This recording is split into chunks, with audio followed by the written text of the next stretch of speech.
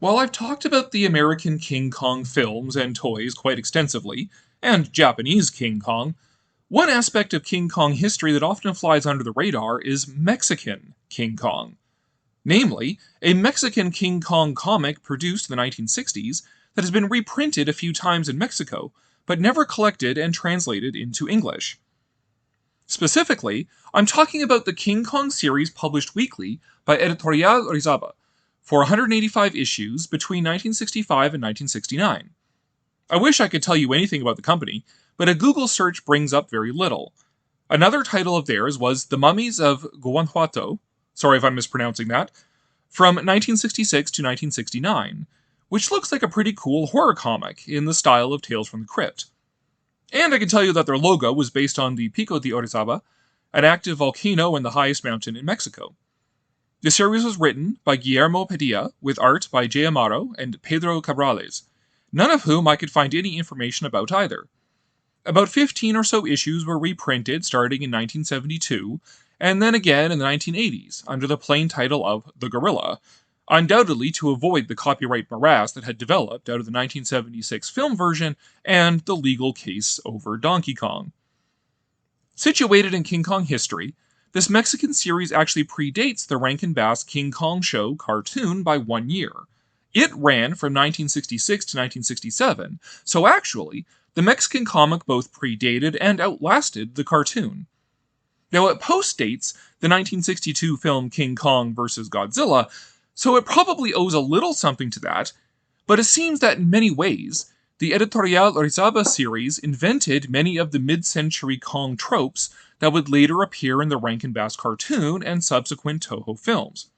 Though frankly, it is impossible to say if Rankin Bass was in any way inspired by the Mexican series.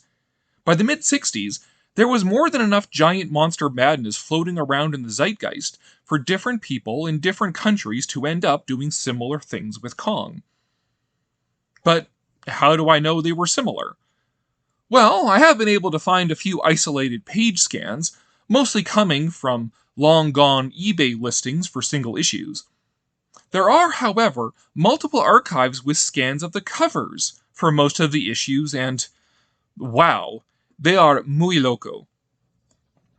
So these covers start off simply enough, with King Kong just doing Kong stuff. In fact, I love the cover for number 3, done by J. Amaro, showing Kong destroying an ocean liner, or a freighter or something like that. Like, that is a beautiful piece I would love to have just as a poster. And on it goes, and in the following early issues, we also see on the cover here King Kong's friends. He does have a pair of friends, a male and female, in loincloths, and I gather from what I've been able to run through Google Translate that the woman's name is Rita. I don't know anything about them because, of course, I don't know anything about the actual stories involved. Just looking at the covers here, and Kong fighting different creatures, saving his human friends. And on it goes through the early issues here of Kong just doing normal Kong things. I'm not sure if that's him being stuck in quicksand or what, but just Kong stomping around. We see here a cover of number 21, which may take place in Africa, and we'll talk later about where exactly do these stories take place. We see Kong, number 48, another freighter, fighting trains and submarines, and smashing his way through cities, also getting himself captured. But then as the issues drag on, we start to see more and more unusual covers. Here we have Kong with an apparent dislike of snakes, which, fair enough. I would not be a big fan of snakes large enough to take on King Kong either.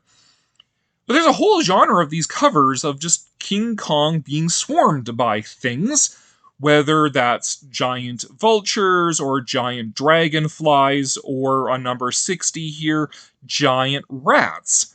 Rats of unusual size, I guess one would say. And then that leads into the wonderful and very strange array of Kong duking it out with other giant monsters. So Kong versus marine reptiles, Kong versus a cyclops, versus a giant bear, versus a giant creature from the Black Lagoon thing. Here, maybe on issue number 36, Issue 59 versus some giant plant monster thing. No real clue what most of these things are supposed to be. But the highlight, the pinnacle of these King Kong fight covers has gotta be issue number 104. What is this thing? Some weird vampire man frog giant monster thing? No actual clue, but I kind of love this monster. And if there was any single issue that I would want to read, it would be this particular one, just to find out what is going on with this giant frog man thing. This is easily one of the best covers and one of the strangest covers for encapsulating the whole King Kong fighting giant monsters thing. Not that his adventures get any less weird, although this is certainly a pinnacle as far as the covers are concerned. But issue number 70, it's Kong with a lovely Kong butt fighting against UFOs. And number 78, where he is apparently... Is this Skull Island? Is this a Lost World? Don't really know, but we have some giant Dimetrodons. And then we have this issue where he's getting his throat gnawed at by a giant beaver, which is another issue that I would love to read just to understand the context of this cover and where is Kong fighting giant beavers from. After this, it does actually kind of cool off and normalize out again for a little bit. And in fact, we have here issue 69 and 85 and 110, where it seems that Kong is in Africa or Arabia, thereabouts, like Saharan Africa.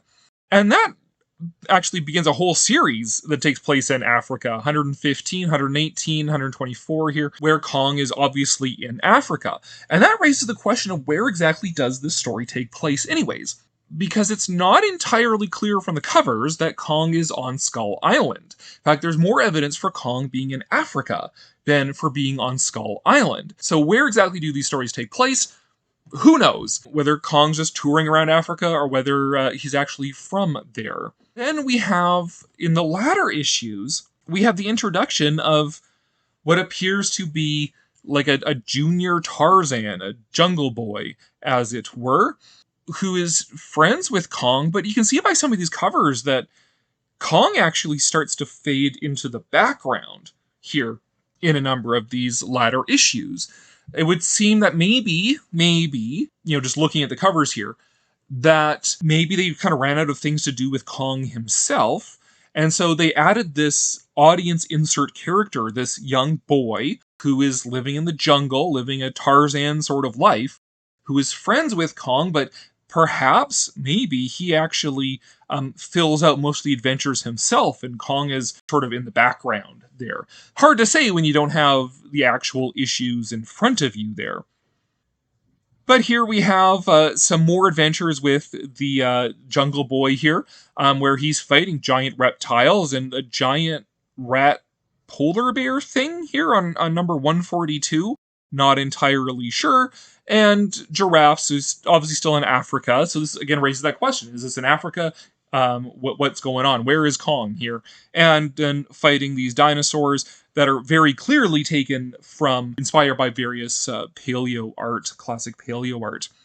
And then the last issue that I was able to find any record for was number 152, which centers Kong again fighting some other giant monster thing, like Giant Frankenstein, maybe?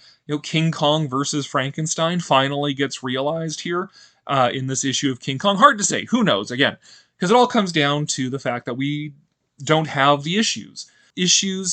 Individual issues for this comic do pop up on eBay periodically, but to my knowledge, there has never been a collected edition of them, and certainly never a translation of any of these issues into English.